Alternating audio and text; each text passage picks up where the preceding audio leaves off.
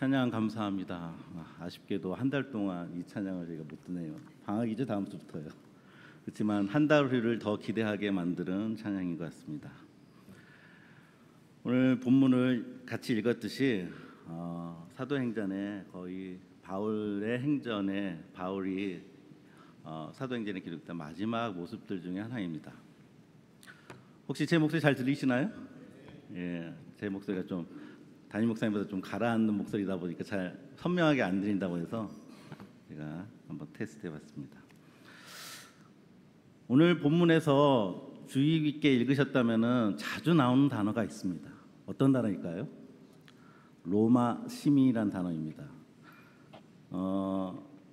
6구절 가운데 로마 시민이라고 4번 나오고요. 로마 시민을 뜻하는 시민권이 1번 나옵니다. 그러니까 5번이나 나옵니다. 6구절 가운데. 로마 시민에 대해서 천부장과 바울이 나누는 대화입니다. 오늘 본문에서는 바울 자신이 로마 시민권을 소유한 자라고 말하고 있습니다. 근데 이 로마 시민권을 얘기하자 오늘 천부장, 이 좀 어느 정도 권력을 가진 이 군인인 천부장이 두려워했다고 표현하고 있습니다. 도대체 이 로마 시민권 말 한 번 했는데 왜 이렇게 될까? 먼저 로마 시민권에 대해서 조금 알아보고자 합니다. 현대를 사는 대부분의 사람들은 태어나면 자연히 누구든 시민이 되는 것이지만 로마 시대에는 로마 시민이 되는 경우는 여성과 노예를 제외합니다. 여성과 노예, 성인 남성만 가질 수 있는 것인데 대략의 조건은 이러합니다. 몇 가지를 열거해드리겠습니다. 시민권을 가진 로마인 아버지의 아들로 출생할 것, 또 시민인 주인에 의해 해방된 노예는 시민권을 소유할 수 있습니다. 로마에 대한 충성된 봉사에 대한 답례로 수여되기도 합니다.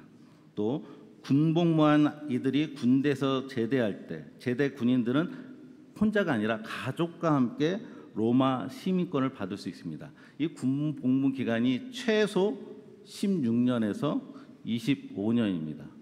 북한 같죠? 아무튼 적어도 이렇게 해야 시민권을 얻을 수 있습니다.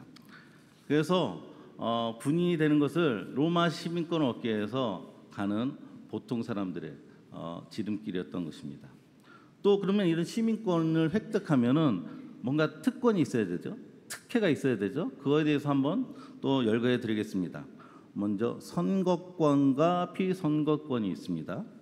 또 다른 로마 시민과 합법적으로 결혼할 수 있는 권리를 가집니다. 그러니까 결혼도 어떤 시민권을 가져야 유리할 수 있다는 거고요.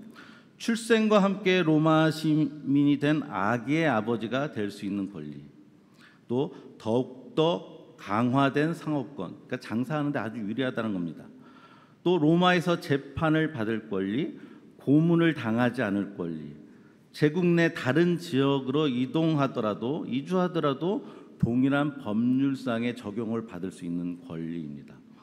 참으로 아주 특권 중에 하나입니다. 그래서 오늘 본문에서 바울이 제시한 특권은 여러 가지 내용 중에 고문을 당하지 않을 권리는 먼저 얘기한 겁니다. 내가 로마 시민인데 너 나 채찍질 할래? 이렇게 한 거죠. 그 얘기를 듣고 이제 두려워한 겁니다. 바울은 나면서부터 이 로마 시민권을 가진 자라고 본인의 입으로 지금 말하고 있습니다.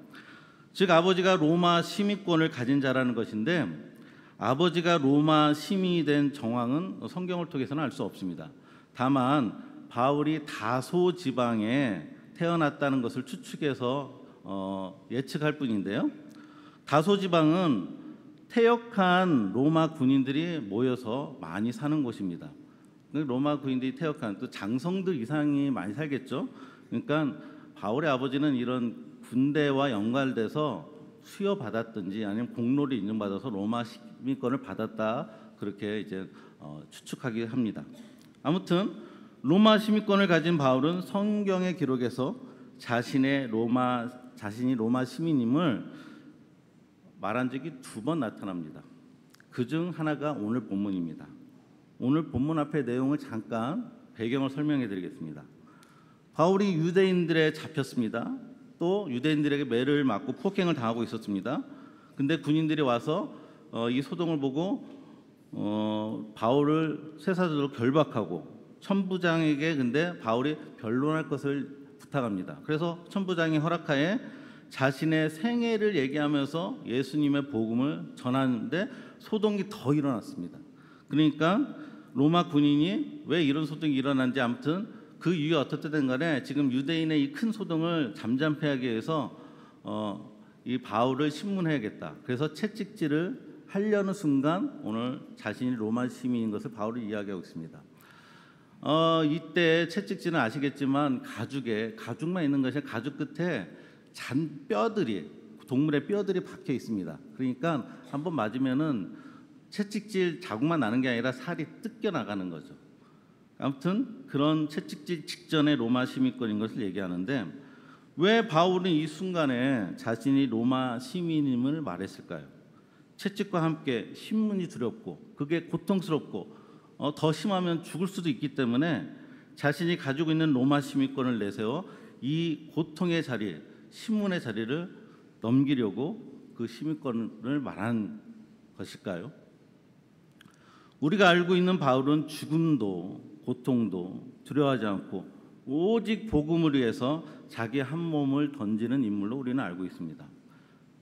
그런 것을 자기 말로 기록한 것도 있습니다. 우리가 한번 찾아보시겠습니다. 고린도후서 11장 23절에서 28절입니다. 고린도후서 11장 23절에서 28절 다 같이 읽겠습니다. 그들이 그리스도의 일꾼이냐 정신없는 말을 하거니와 나는 더 그러하도다.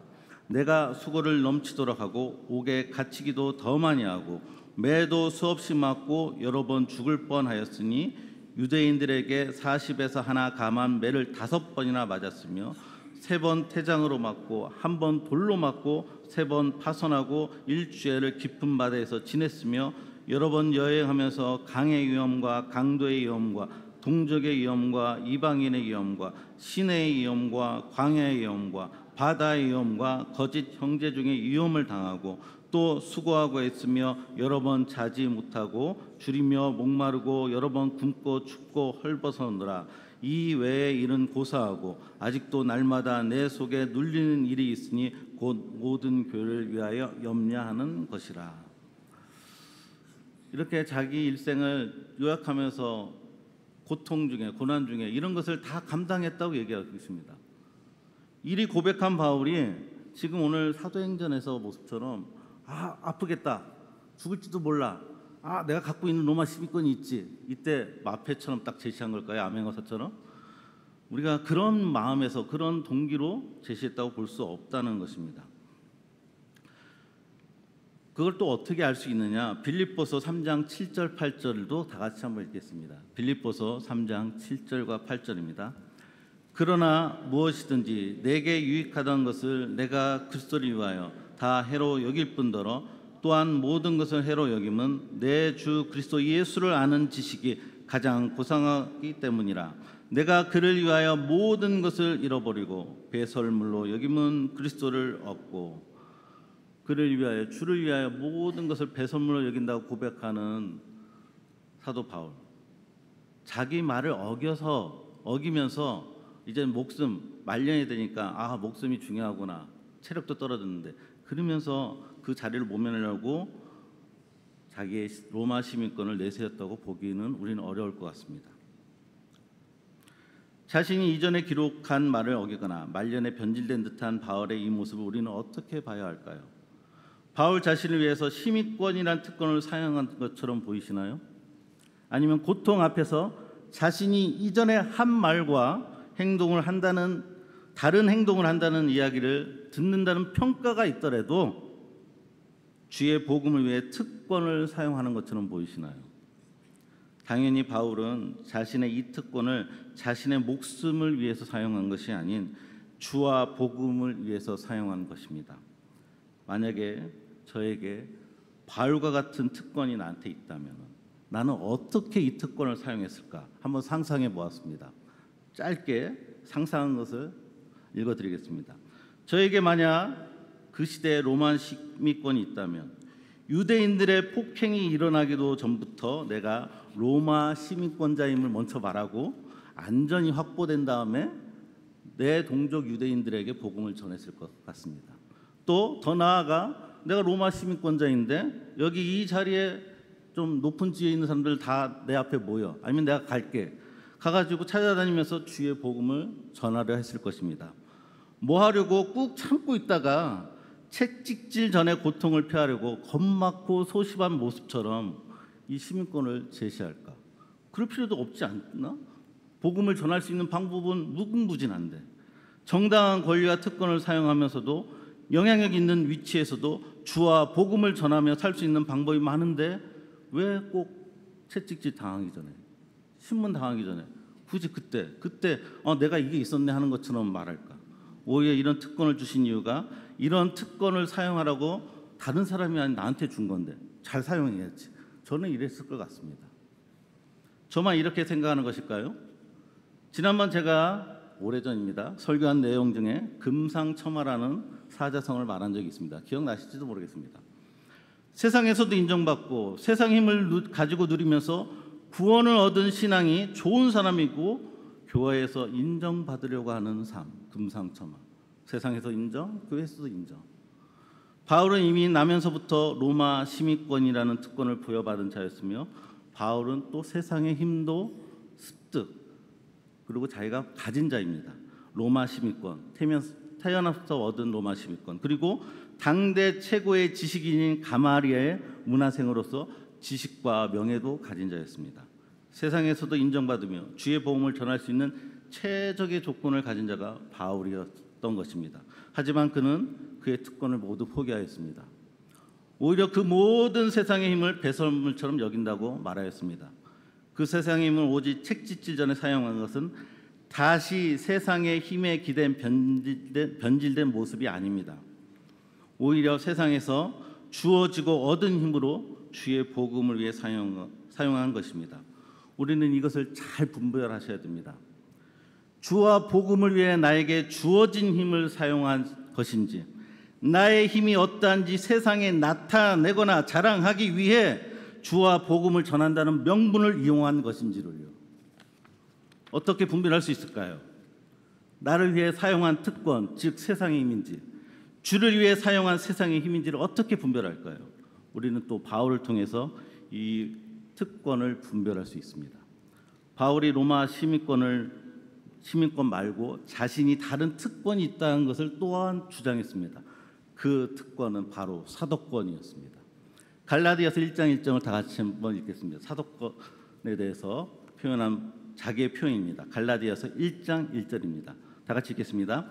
사람들에게서 난 것도 아니요 사람으로 말미암은 것도 아니요 오직 예수 그리스도와 그를 죽은 자 가운데서 살리신 하나님 아버지로 말미암아 사도된 바울은.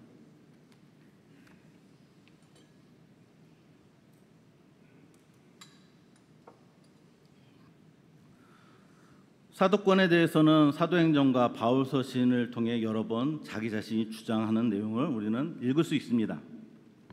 주장하는 이유는 바울은 사도가 되는 기본적인 조건이 충족되지 못한다는 교회 내부의 시선과 주장이 있었기 때문입니다.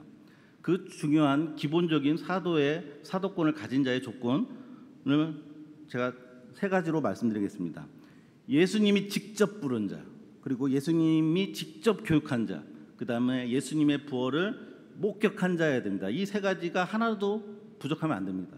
근데 바울은 직접 다른 사람들한테 직접 부른 것도 아니고 예수님한테 직접 배운 것도 아니고 예수님이 부활할 때도 있던 자가, 목격한 자가 아닙니다. 이 세 가지 중요한 조건을 모두 바울은 충족하지 못했기에 사도가 아니라는 것을 반박하거나 설득하기 위해 바울은 자신이 담에색 사건 이후에 부활하신 주님께서 직접 나를 부르고 가르치고 주장하는 것입니다. 바울은 로마 시민권보다 더 큰 특혜가 있기에, 어떤 권리가 있기에 자신이 정당한 사도임을 주장하는 것일까요? 사도가 되면 교회의 지도자로서 뭔가 더 누릴 수 있는 특권이 로마 시민권보다 더 많기 때문에 내가 사도다 이렇게 얘기하는 것일까요? 사도들이 어떤 삶을 살았는지 알면은 우리는 이 사도권에 어떤 특권이 있는지를 알 수 있을 것입니다. 사도들의 삶을 대략 보고는 싶지만 오늘은 성경에 나온 사도들의 삶의 딱 한 부분만 보고자 합니다. 이 한 부분만 보아도 사도권이 무엇인지 충분히 알 수 있을 것 같습니다. 사도들의 삶의 한 부분 중에서 마지막 순간을 다들 아시나요? 너무나 쉽고 간단합니다. 사도들의 마지막 순간은 사도 요한만 빼고 모두 순교의 삶이었습니다. 사도 요한도 밤모습에 유배를 당하고 그곳에서 숨을 거두었습니다. 사도들의 마지막이 순교라는 사실을 볼 때 사도권은 세상 힘을 통해 누구나 바라는 특혜를 누리는 권리가 아닙니다. 이 사도권은 순교의 길로 가는 급행 티켓입니다. 이 순교의 길을 여러분들은 세상에 누리는 개념의 권리로 이야기할 수 있을까요? 사도권이라는 그 단어 때문에. 사도 바울은 이 사도권이 무엇을 말하며 어떻게 앞으로 살아갈지 잘 알고 있었습니다. 그 앞으로 살아갈 삶 속에 순교의 자리도 있다는 것을 분명히 알고 있었습니다. 알면서도 내가 그 죽음에 가려가는 정당한 사도요 이렇게 주장한 것입니다. 바울이 가진 이 두 가지 특권, 로마 시민권과 사도권, 이 두 가지 권리는 양립할 수도 없고 같이 누릴 수도 없습니다. 사도 바울은 이 두 가지 권리를 동시에 소유했지만 한 가지 목적을 위해 사용하였습니다. 사도권을 위해, 즉 주와 복음을 위해 로마 시민권을 사용한 것입니다. 앞에 질문의 답을 드리겠습니다. 내가 가진 특권을 주를 위해 사용했는지 나를 위해 사용했는지 어떻게 분별할까요? 이 질문의 답은 이렇습니다. 우리에게 주어진 특권을 사용할 때 나 자신도 나를 위한 것인지 주를 위한 것인지 혼동될 때 답은 이렇습니다. 세상의 힘을 주를 위해 사용했다면 사도권을 가진 사도들처럼 우리는 죽어야 합니다. 세상의 힘을 주를 위해서 사용했다면 내가 세상의 힘을 주를 위해서 사용했다면서 그 자리에 내가 살아있다면, 내가 서 있다면 사도권을 쓴 게 아닙니다. 명분이야 주와 복음을 또 교회를 위해서 사용했다고 주장하겠지만 속마음은 나를 위해, 나를 나타내고 나를 자랑하고 나를 높이고 나를 위해 사용한 것이기 때문입니다. 이와 같이 나를 높이면서 다른 이들에게는 신앙 좋고 믿음 많고 사랑 많은 자로 보이고자 한 저의 경험을 좀 나누겠습니다. 제가 어떤 신앙단체에서 제자 훈련할 때였습니다. 훈련을 마치고 그 다음에는 제가 간사로 지원했습니다. 간사를 지원하면서 이와 같은 여름에 전도팀을 하나 담당하게 됐습니다. 그 전도팀 한 10명 정도 됐는데 몇 달 동안 잘 준비하고 강원도로 전도여행을 10일 동안 갔습니다. 근데 거기에 4분이 일어났습니다. 그래서 깨졌습니다. 그래서 몇 사람이 그냥 며칠 하다가 돌아왔습니다. 근데 그 몇 사람이 담당했던 직분이 뭐였냐면은 기록 사진이었습니다. 그러니까 며칠 동안 찍은 사진 다 갖고 그냥 간 겁니다. 그 전도여행은 핸드폰을 갖고 다니면 안 되기 때문에 그분만 사진기가 있었던 거예요. 그 다른 사람이 찍은 게 없습니다. 그래서 아무튼 부족한 수로 10일 동안 선교를 마치고 왔습니다. 그런데 선교 보고 같은 거 하지 않습니까? 근데 그 팀은 선교 보고하면서 보고할 사진이 하나도 없었습니다. 그래서 말로만 했죠. 너무나 안타까웠습니다. 그래서 제가 휴가를 내 가지고 그분들이 기록한 그 전도 경로를 따라서 뭐 태백부터 속초에서 뭐 강원도 일대를 제가 하루 동안 차를 몰고 다니면서 그들이 사역했던 교회, 뭐 역 앞에 어떤 학교, 사람은 없지만 그 장면들을 제가 찍어서 나중에 졸업식 때 수료할 때 그 사진집을 만들어서 줬습니다. 그런데 제가 어떻게 했냐면은 아유 고생하십니다 준 게 아니라 누가 한지 모르게 해달라고 했습니다. 누가 한지 모르게. 제가 찍어서 사진까지 만들어서 줬지만 제가 했다는 말 하지 말라고 담당자한테 얘기했습니다. 그런데 처음 시작은 어땠는지 모르겠지만 그렇게 주면서 그래도 내가 한 것 좀 알아주지. 그러니까 적어도 내 입으로 말 못하겠고 내가 이렇게 사진집을 받은 그 담당자가 좀 소문 좀 내주지. 내가 이런 간사였는데. 딱 그 생각이 드니까 아 내가 이런 놈이구나. 처음에는 그렇지 않았죠. 교회에서 겸손의 개념을 배웁니다. 겸손한 행동을 해야 함을 압니다. 그래서 자신의 입으로 내가 이러한 자격, 힘, 능력이 있음을 말하는 것이 자기 자랑하는 가볍고 신학이 부족한 자로 보일까 봐 남들이 알아주기 바라면서 입이 근질근질하지만 말을 못할 때가 있습니다. 그때 누군가 나의 이런 힘을, 아마 나의 이런 선행을, 이런 봉사를 알고 있는 자가 나 대신 이야기해 주면 좋겠다. 또는 어떤 헌신이나 행동이나 도움 행실을 우연이라도 지나가는 틈에 그 모습을 봐줬으면, 내가 열심히 기도하는 모습, 내가 열심히 뭔가 교회에서 봉사하는 모습, 우연히 누가 지나가서 봐주지, 이런 생각을 또 하게 됩니다. 우리나라에서 대화들 중에 자주 듣는 표현이 있습니다. 나가 죽어야지. 저는 어렸을 때 우리 부모님한테 많이 들은 것 같아요. 나가 죽어야지. 이 뜻은 무엇입니까? 내 뜻을 몰라주고 나를 알아주지 못하는 답답함과 분노에 나를 알아달라고 내뱉는 표현입니다. 그렇죠? 나를 내세우기 위한 겁니다. 죽는 게 아닙니다. 내가 죽더라도 내 것을 주장하기 위해서. 하지만 그리스도인들이 이런 표현 잘합니다. 나는 죽어야지. 내가 죽어야지. 이 표현은 무엇입니까? 내가 죽어야 예수님이 높아진다는 것입니다. 우리는 계속해서 믿음이 깊어지면 깊어질수록 특권을 사용하지만 나를 높이지 않으려는 싸움도 동시에 하는 것입니다. 하지만 나의 힘이나 노력으로는 나를 높이지 않으려는 싸움에서 이기지 못합니다. 내가 노력해서 되는 것이 아닙니다. 내가 죽어야 함을 알면서도 죽지 못합니다. 계속 그것만 보입니다. 제가 중등부 설교할 때 이럽니다. 야, 내가 겸손해야지 하면 겸손해지냐? 진짜 겸손은 내가 겸손해야지 그런 말조차도 안 떠올라야지 그게 겸손이다. 그렇게 말할 때가 있습니다. 그래서 사도들은 순교의 자리로 간 겁니다. 아니, 주님께서 사도들을 순교의 자리로 몰아가신 겁니다. 왜냐? 순교도 자신이 선택한 게 아니기 때문에. 우리도 주님께서 그 자리로 몰아가셔야 됩니다. 주의 자녀는 이 순교의 자리를 한 명 빠짐없이 몰아가실 겁니다. 그렇게 주의 자녀로 여러분들을 부르셨습니다. 주께서 몰아가실 때 고통스럽더라도 순종하셔야 합니다. 순종하셔야 나를 높이지 않는 이 싸움에서 나는 없고 주님만 높이는 승리가 주어집니다. 질문으로 말씀을 마치고자 합니다.